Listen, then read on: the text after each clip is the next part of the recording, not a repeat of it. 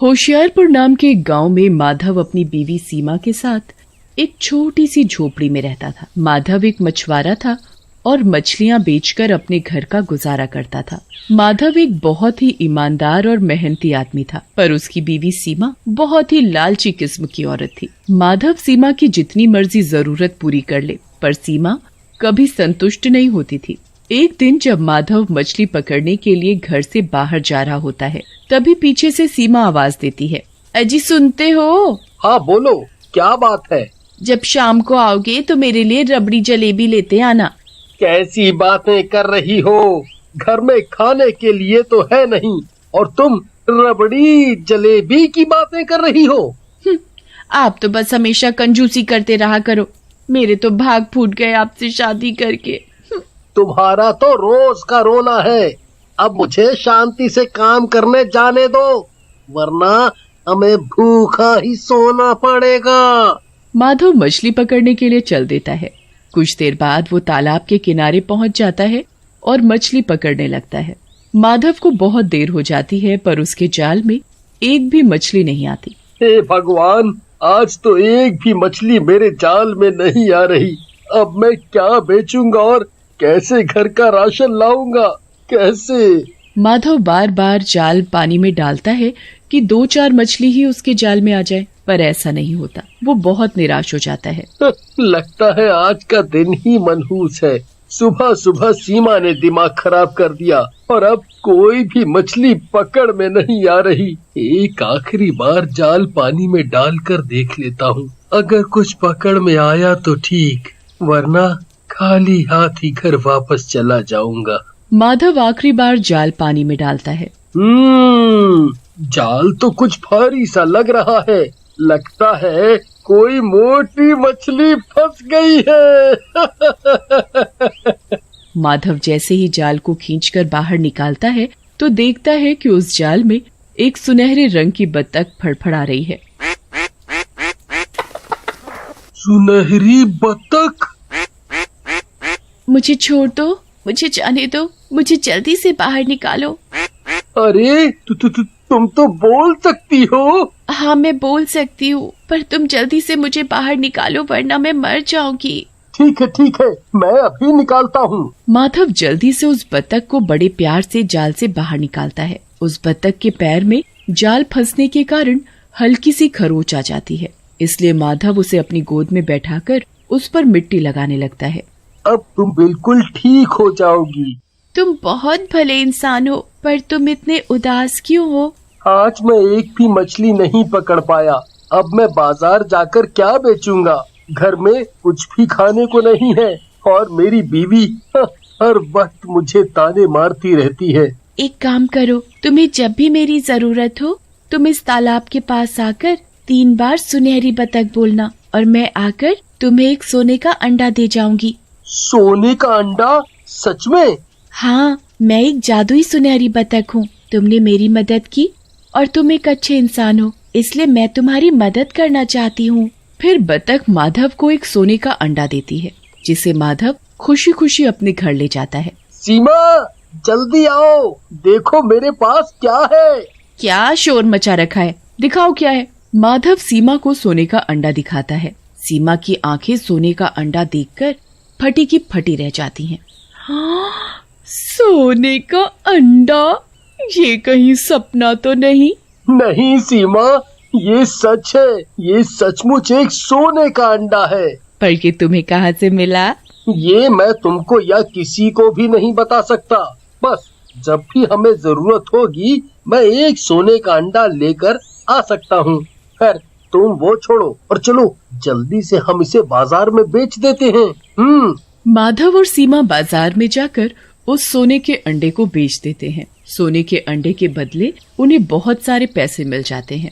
अब मैं इन पैसों से सबसे पहले घर का राशन लाऊंगा और जिस जिस चीज की जरूरत है हम वो सब ले लेंगे। फिर जो पैसे बचेंगे हम उन्हें माँ और बाबूजी को दे देंगे।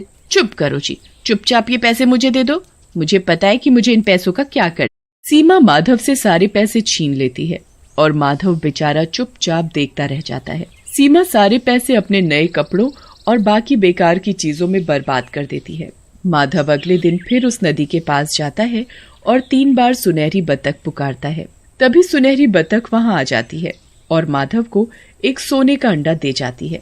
माधव फिर से उस अंडे को अपनी बीवी को दिखाता है और फिर से वह उसे बेचकर सारे पैसे खुद रख लेती है। सीमा रोज ऐसे ही करती है। वो रोज माधव को सोने का अंडा लेने के लिए भेज देती है। धीरे धीरे माधव और सीमा का बहुत बड़ा सा घर बन जाता है और वो खूब अमीर हो जाते हैं। सीमा पैसों के लालच में अंधी हो रखी होती है। वो अपनी ठाट बाट की जिंदगी में बहुत खुश होती है, पर माधव इन सब से खुश नहीं होता। सीमा, मुझे लगता है कि मैं रोज रोज उस बतख से सोने का अंडा लाकर ठीक नहीं कर रहा। तुमको इतना लालच नहीं करना चाहिए। हमारे पास अब सब कुछ है। हमें मेहनत करके अपना घर चलाना चाहिए। आप पागल हो गए हो क्या? लगता है आराम की जिंदगी तुमसे हजम नहीं हो रही।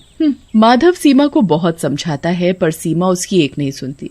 एक दिन जब दोनों रात को साथ में बैठकर खाना खा रहे होते हैं, आखिर आप मुझे बताते क्यों नहीं कि आप ये सोने का अंडा लाते कहाँ से हो? मैंने तुम्हें पहले भी कहा है कि इस बारे में किसी को भी कुछ नहीं बता सकता।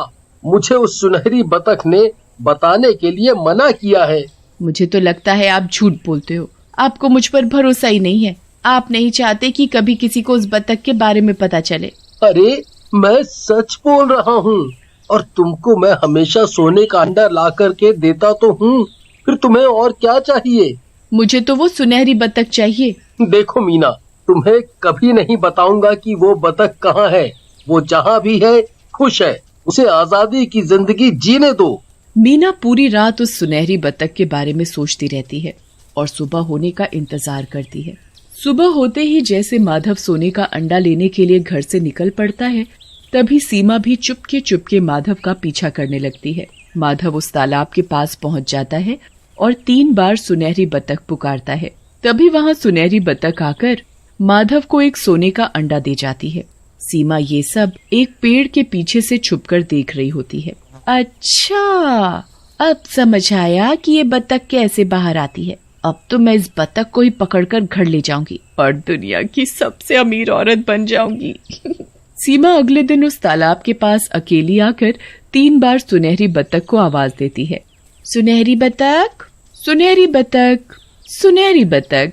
3 बार अपना नाम सुनकर सुनहरी बतख एक सोने के अंडे के साथ आ जाती है। तुम कौन हो? मुझे कैसे बुलाया जा सकता है? ये बात तो बस माधव ही जानता है। दरअसल मुझे माधव ने यहाँ भेजा है।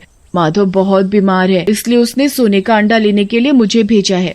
ओह, ये तो बहुत बुरा हुआ माधव के साथ। उसके बाद बतख सोने का अंडा देने के लिए जैसे ही सीमा के पास आती है, सीमा उसे झट से दबोचकर एक पोटली में बंद कर देती है। आखिरकार मैंने पकड़ ही लिया इस बतख को। अब तो मैं सबसे अमीर हो जाऊंगी। आखिर मेरे पास सोने का अंडा देने वाली बतख जो है। सुनहरी बतख खुद को बचाने के लिए बहुत फड़फड़ाती है, पर मीना को उस पर जरा भी दया नहीं आती। वो उसे अपने घर ले आती है और माधव के घर आने से पहले ही उस बतख को एक अलग कमरे में एक पिंजरे में बंद कर देती है। मुझे छोड़ दो। तुमने मुझसे झूठ बोला कि माधव बीमार है। तुम बहुत गलत कर रही हो। तुमको ऐसे कुछ भी हासिल नहीं होगा। इसलिए अच्छा होगा कि तुम मुझे आजाद कर दो और मुझे वापस अपने घर जाने दो। क्या मैं तुझे अपने पति की तरह बेवकूफ दिखती हूँ जो हाथ में आए खजाने को जाने दूंगी? बतख बहुत मेहनतें करती है, पर मीना उसकी एक नहीं सुनती। वो उस बतख को उस कमरे में बंद करके चली जाती है और अगले दिन सोने का अंडा लेने के लिए वापस आती है तो देखती है कि वो बतख एक सफेद रंग की बतख में बदल गई है और उसके पास एक सफेद रंग का अंडा है। तू सफेद कैसे हो गई? तू तो सुनहरे रंग की थी और ये तेरा अंडा भी सफेद है। सोने का अंडा कहाँ है? ये तुम्हारे ज्यादा लालच करने के कारण हुआ है। तुमने मुझे उस तालाब से दूर करके अच्छा नहीं किया। मैं जब तक उस तालाब में या उसके पास थी तभी तक मैं सुनहरी थी और सोने का अंडा दे सकती थी, पर तुमने मुझे मेरे घर से दूर कर दिया, जिसके कारण मैं अब एक मामूली बतख बन गई हूँ। नहीं नहीं, ऐसा नहीं हो सकता। मैं अभी तुमको वापस उस तालाब में छोड़ आती हूँ। सीमा जल्दी से उस बतख को उस तालाब में छोड़ आती है, पर वो बतख हमेशा के लिए सफेद हो चुकी होती है और वो उसके बाद कभी सोने के अंडे नहीं देती और वो फिर से पहले की तरह गरीबों की जिंदगी जीने लगते हैं।